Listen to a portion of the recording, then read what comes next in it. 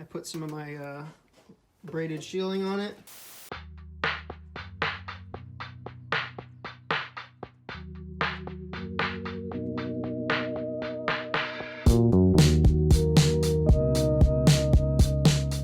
Hey guys, welcome to the second part of this video. So, last time we got the radiator out of shit car, put it in my car, fits up nicely, I got that all mounted, and then we got the coolant reroute figured out. So, if you remember last time, it ended up being way simpler than I thought. I had overcomplicated it in my head, but off camera, I got everything all figured out. I wrapped the aluminum pipe in gold foil just to kind of match the intake. It's not gonna do that much. And then I got all the clamps set. So that's all good. Radiator, coolant reroute, that's all good. Now what I have to do before I bleed it is I have to get the fan wiring set up correctly. So as you can see right here, I got all this set, got it kind of in its final form, wrapped this in gold. I know like this was kind of pointless, sort of. Yes, this will be getting hot, but do I really need it? No. Does it look cool as hell? Yeah. And it's gonna match the intake, so I figured why not? I've got a whole roll of it. So what I'm gonna do for the fan setup is I'm gonna have one fan just connected to the stock harness, so that comes on at a normal time. And then I'm gonna have a second fan that is connected to a switch. I'm gonna put the switch in the dashboard, and basically that's gonna allow me to have one fan on at a normal time and not overcool the car if I'm just driving around town. But if I come back from a run, from an autocross run, then I can switch this on, have the second fan going, and cool it off a little faster. So yeah, let's get that set up.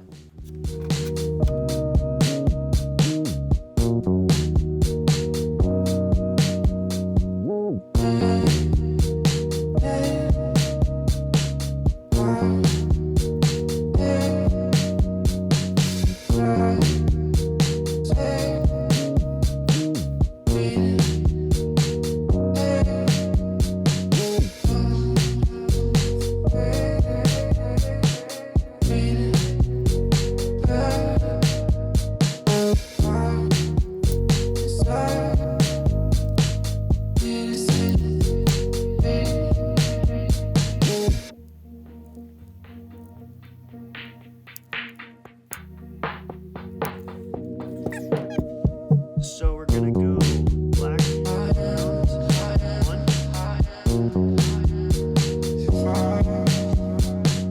Throw it in there.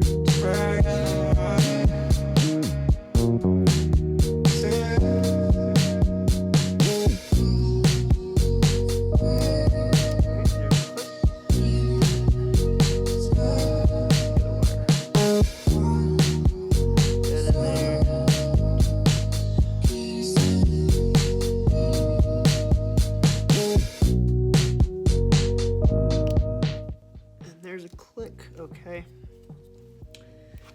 and then this one I believe gets the green little retainer here, so this retainer pops right down in there. I don't know if you can see. All right, and then bippity boopity, we have a connector after way too much time. Yay. But anyway, that's I'm pretty happy with that. That'll work out well. And now we can actually turn this fan on. All right, so on the right side of the engine bay here, we have the diagnostic port. In here, it has all the symbols for what all of these ports mean. So by jumping two of these, you can actually activate something and test it. So what I'm gonna do is, this is the TFA port and this is the ground port. I'm gonna jump those and that should turn on the fan. All right, and let's test if this works.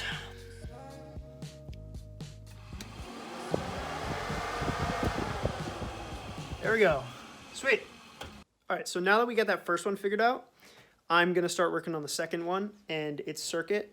I need to grab some power from the engine bay that comes on with ignition so that I can run it through to the dashboard to my little red switch that I showed you, and then back out to the fan so I can control it.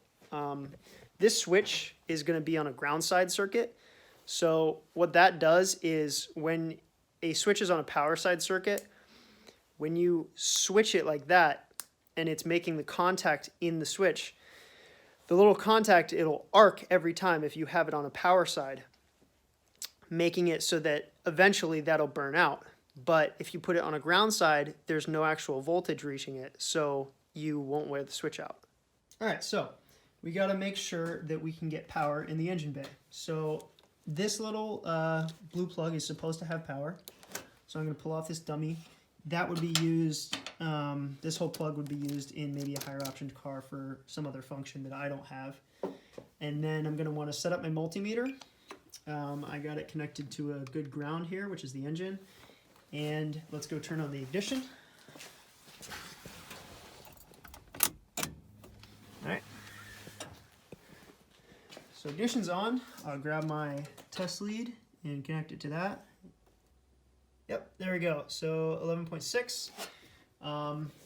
That's a 12 volt power. You know, there might be some resistance there that's just not showing us 12 volts, but it's enough. So yeah, we're good with that. So let's tap into this. I'm actually going to cut this connector off because I don't need it, and run that over to the fan.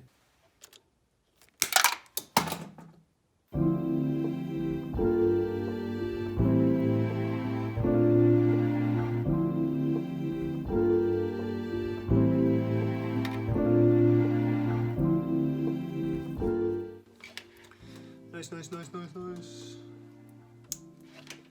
Alright, so we got that one. Perfect. That looks very nice. Alright, so now that we got this nice and wired up, we can, I have these lengths of wire. Blue one goes to right here, like we saw before, and then this black one I need to route into the cabin. That square hole right there, it goes right into the cabin right there, and there's no, oh, it goes right through. Alright, so if you look down here, you can actually see my wire I pushed through. Again, I don't know where I'm going to put my switch, but I'm going to make sure I have enough room for it. And then I just need to run a ground to the chassis, and then I'll be good. So yeah, as you can see, this is that second fan. I put some of my braided shielding on it. It goes over to the power wire, and then this is the ground going all the way over here, and it goes into the cabin through this little hole. Now if we come around here, you can see I got it hooked up. So the way this is set up, this wire coming from the fan just goes into the accessory port, and then I just have a ground here going to the power. And then so when I turn the ignition on, I'm gonna switch it, and the fan comes on. So yeah, pretty simple setup. The little light on it won't work, but I could care less. Yeah, that's pretty much it, but I'm happy with how this is. Like I said, this is just gonna be free hanging because I don't really know where I want to put it yet. All right, so I got these cool fan zip ties. You can put them through your radiator and into the fan mounting holes, so you don't actually have to have bolts going through them. So you can kind of mount them wherever you want, which is nice. So I got 2 sets of 4, and I'm gonna go ahead and put these through the radiator and mount these fans up, and we'll be set. So the way these work is that you have this long sort of zip tie, and if you look, it actually has a bunch of barbs on it, and then you take this end and it slides right on the end like that, and from the other side of the radiator, and then this little spongy piece is meant to just go on the other side where this goes, so you don't damage your radiator. It's pretty cool. I like how it's set up.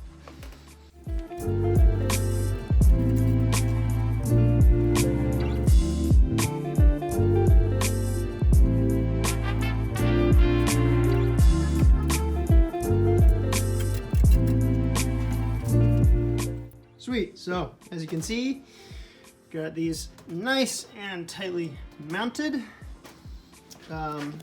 If you just kind of look through here, you can see down there, there's 4 of those on each fan. Can it focus? No, it can't. Anyway, you get the point. It's a cool mounting system. It's not going to damage the radiator. They go through these little fins here, and those don't actually connect to any coolant, so I'm not going to get any leaks. So yeah, Next thing I actually have to, this is a weird issue. I went to take my header off to look at the O2 sensor that's in there. Actually the bung specifically. I thought it was stripped. The O2 sensor was stripped, but not the bung. And I don't have the time right now to wire up my wideband, so I just put the O2 back in. And when I went to put the header back in, I was noticing that a lot of my bolts or studs, and the nut was coming off with the stud. A lot of these were going in pretty tricky to the head, and I didn't want to risk it, so I went, grabbed a tap, and I'm just going to tap all these holes, and so I can make sure that those studs go in fine and don't strip anything. So I'm going to go ahead and do that first. Then we can start getting everything together and start bleeding the coolant.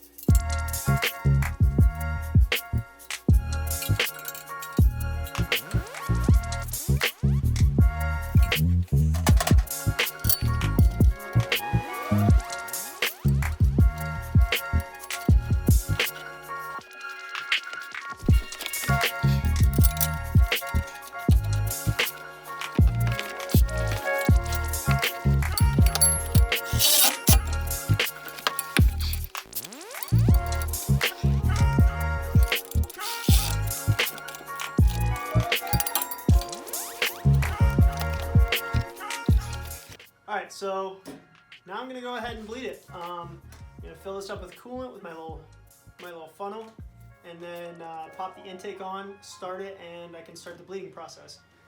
One kind of weird thing about this whole spiel is with the coolant reroute, I actually have to bleed it from back there in the engine. There's a little bleeder screw because that's a high point where the thermostat is.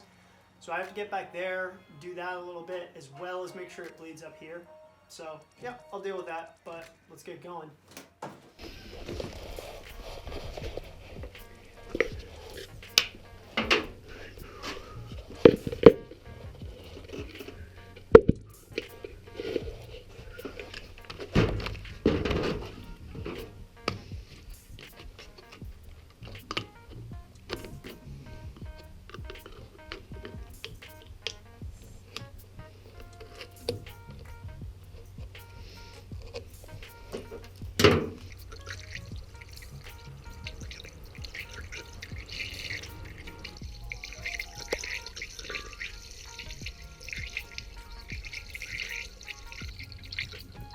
She is a thirsty girl.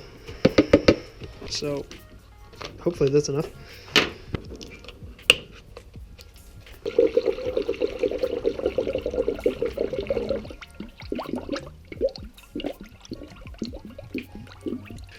That's all I have left, so I'll get the other one, but hopefully I don't have to use it because that's kind of my spare one that I keep with me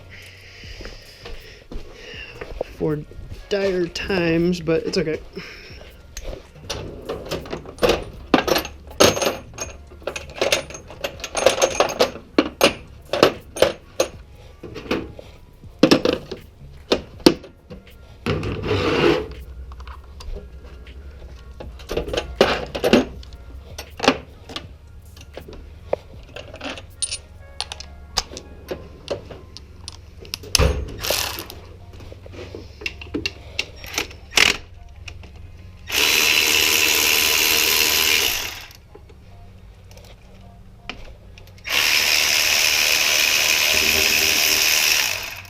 I took the coil packs off and just moved them over there.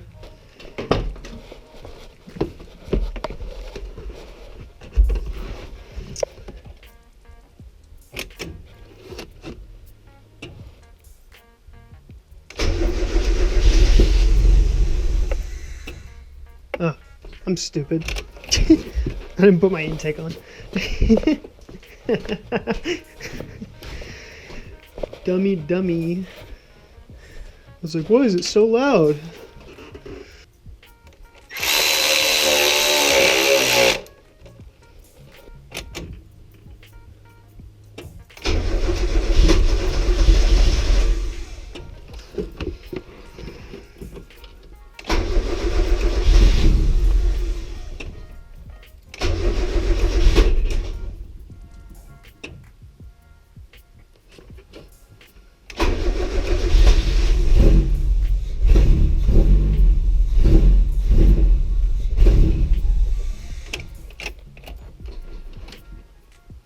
Weird.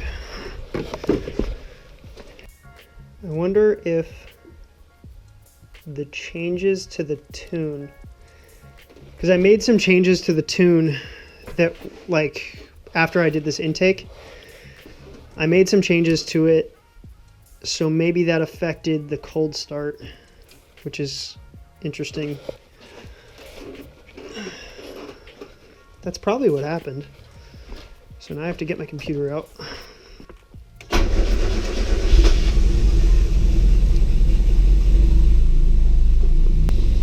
Alright. It was totally that cold idle quality, so I just have to mess with the tune. It's idling a lot better now. And it's not even up to operating temp.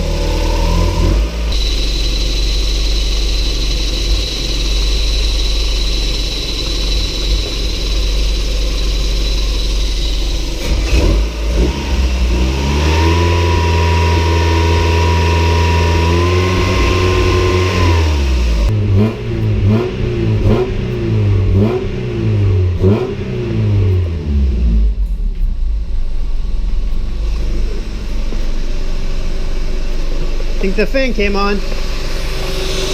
Yes, there we go. All right, let's see how fast it cools it off. Fan's on. So it's at 190. That's perfect. Nice, so it didn't get above 195. Or it didn't get above 193, but. And then other fan.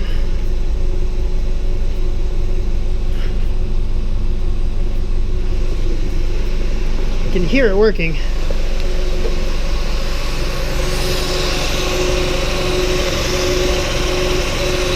Nice.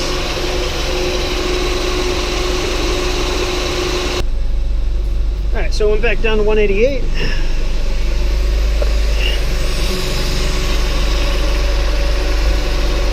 Ooh, that's some nice air. Yeah, this thing pulls a lot. Whew, I keep burning myself.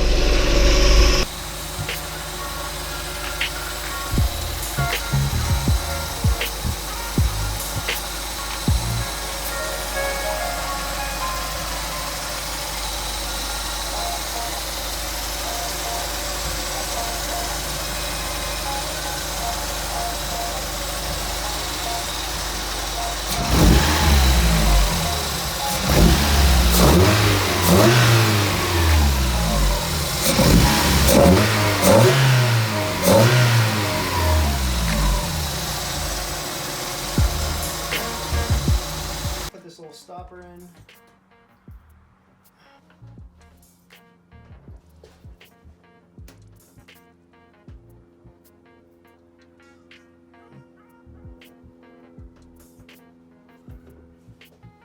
That's what I was worried about.